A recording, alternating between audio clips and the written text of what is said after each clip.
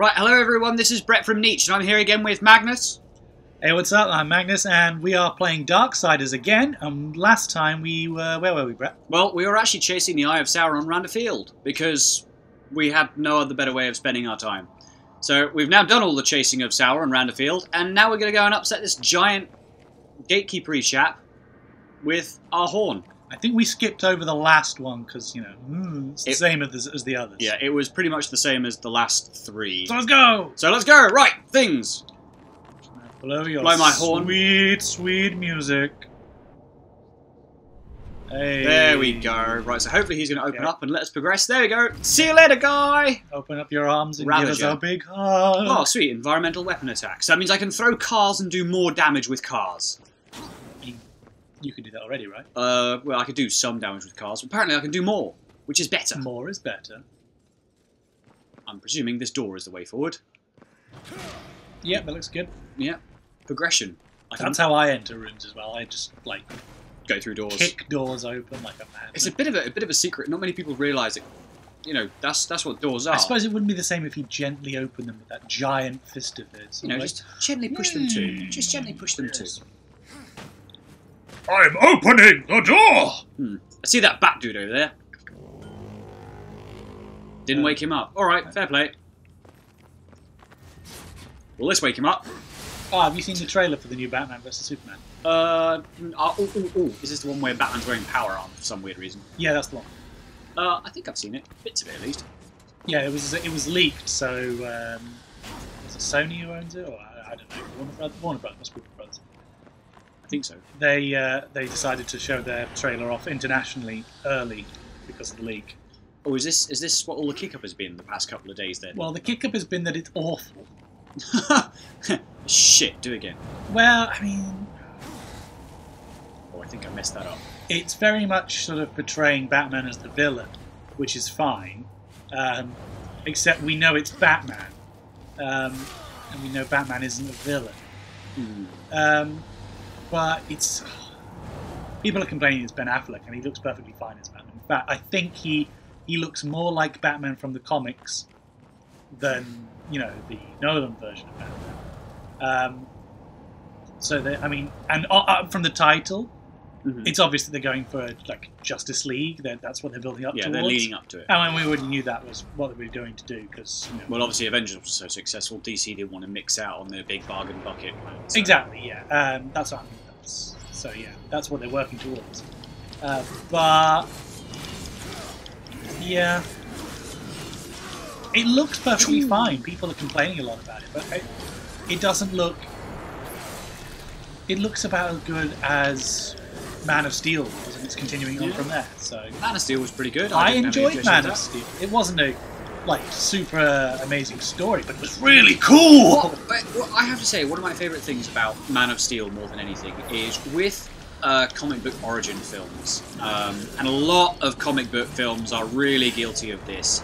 And they retell the story exactly like it is in the comics, or they tell the same story, but they do it in a different way. Well, that's what they're doing with the Marvel.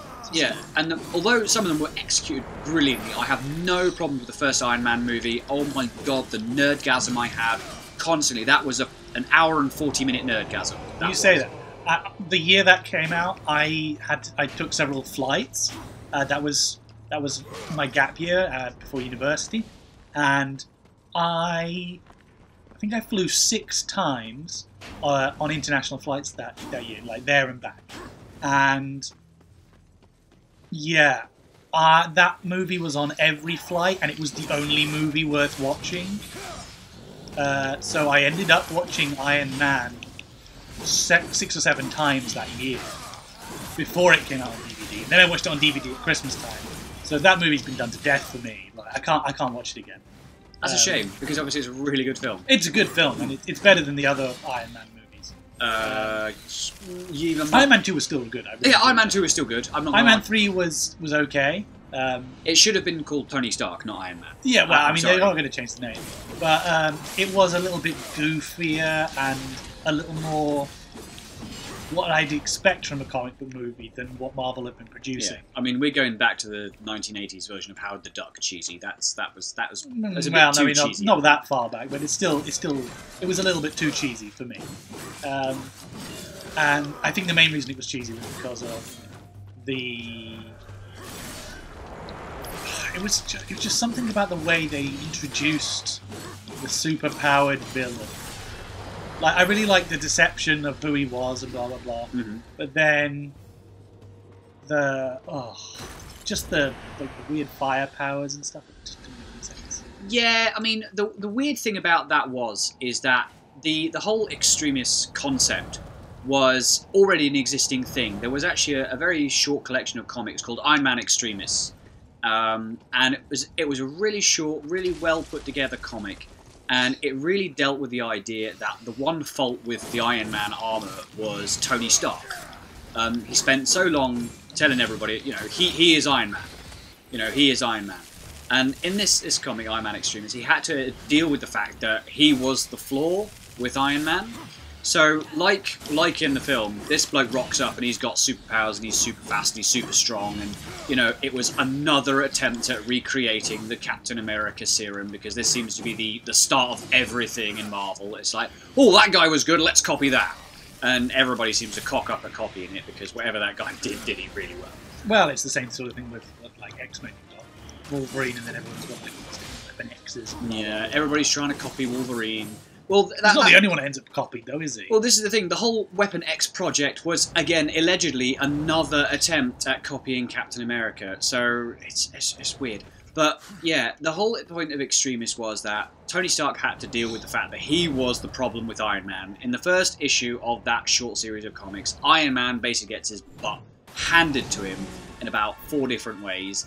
He gets his legs broken, his arms broken, his skull fractured, his ribs smashed, his internal organs ruptured. Basically everything that could go wrong with a human body went wrong with him. I wouldn't be surprised if somebody turned around and said he had lung cancer afterwards, because that's how much was wrong with him after this. And this guy about to throw cars at me. Nice catch. I kind of tried to catch it. What if I can throw cars back at him? Yes. Oh, okay, I mean, he's better at dodging than you are. I should hit them back in. Right, wait for it. Come at me, bro! Boom! Oh. Yeah. I need a ranged weapon. Oh, or I could just stab him up, because he's over here with me now. Oh, he can do the same. Oh, okay. A lot better than you. Shh. Maybe. Oh, the last time I fought one of these guys was in the Apocalypse when I was badass. Oh, this guy's basically a boss fight. Oh! He's a mini-boss. He's a mini-boss. Dodge! Ooh. Yeah, nice dodge. Shh. Surprise attack. Surprise attack. Blow my horn. It does nothing! Oh! Stop damaging me! Go on, it does nothing. Nearly fell off the ledge there, that would have been embarrassing. I am the rider of the apocalypse! Gravity is my... V button. Ah! Oh, ah! Oh, there we go. Did I just kick him in the nuts? Yeah. Ah. He's resting. Yes. Just like all the others. Yeah, so after Tony Stark got completely buggered left, right and centre, he had to basically figure out a way of making him not suck. So what he did is he ripped off the Extremis virus, which basically reprogrammed the entire human body to do different things. So is this what the movie was based on? Yeah, this was basically what the movie was based on, is that the Extremis virus was a virus that basically triggered the entire body into a healing process, which convinced it was dangerous because the body was convinced that it was a wound. So it would heal itself, and in the process of healing itself, it would rebuild your body according to a plan. Okay. Well, what the Extremis virus did is it rewrote the plan. So these guys basically became a scab for 3 days and became superhuman. The whole exploding thing was a bit weird. That was... Does that happen in the book as well? No, that was a weird amount. That was from another series of Iron Man comics by a bloke called Matt Fraction, where people were turned into living bombs. But that's all they were done. See, that would have been more interesting. Yeah, that's all that happened, is they were turned to living bombs. There was nothing special about them. I suppose they couldn't do that. What with like the whole sort of like the terrorist implication. American, bomb threats. Yeah. Yeah, so we'll have the villain in the third film be a fake terrorist. Oh well. Yeah. Right, I guess that's it for this part of Darksiders. Yep, and we'll tune in next time, just in time to stab something in the retina. All right, bye. Bye!